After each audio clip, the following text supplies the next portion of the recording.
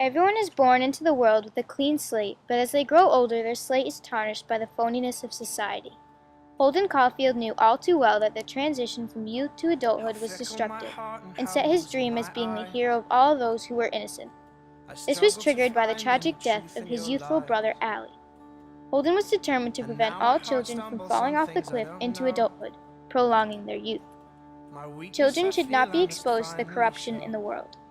No one realized except for Holden when he noticed countless etchings of "fuck you" on the wall that their innocence was gradually diminishing.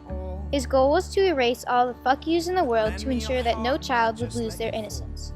But instead, he found that protecting the innocent was too big of a task for any one man to handle. He wished that all of the children could remain at home and never face the world. In the Little Shirley Beans record, a little girl refused to leave her house because she was afraid that the other children would ridicule her missing 2 front teeth. Afraid to face this imagined torment, she holed up away from the outside world, similar to Holden, who wanted to live his life as a deaf mute in a cabin in the woods, isolated forever from civilization. After all, there's no need to search continuously for innocence if the adult world that Holden is heading into is not worth exploring.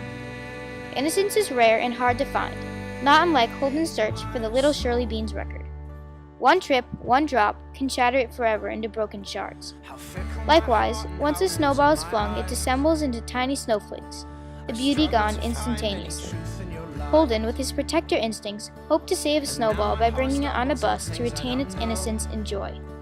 He wouldn't chuck it, as the bus driver thought he would have. But no, society in its rotten ways ordered him to dispose of the snowball. Even with the wretchedness of society, good can be found anywhere, even in a prostitute named Sunny. Just by wearing a green dress, the color of nature and youth, and hanging it in the closet, Sunny gave Holden the impression of innocence, which he searched for in everyone. Others had an easier time appealing to him as innocent. Jane Gallagher, a girl who was innocent in her entirety, left all of her kings in the back row when playing checkers, seeing the beauty in the arrangement.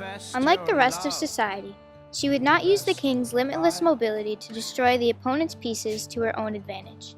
She was nothing like the greedy, phony bastards who kept their eyes on the prize and only the prize. Until the scene at the carousel, Holden's only focus was to protect the innocent.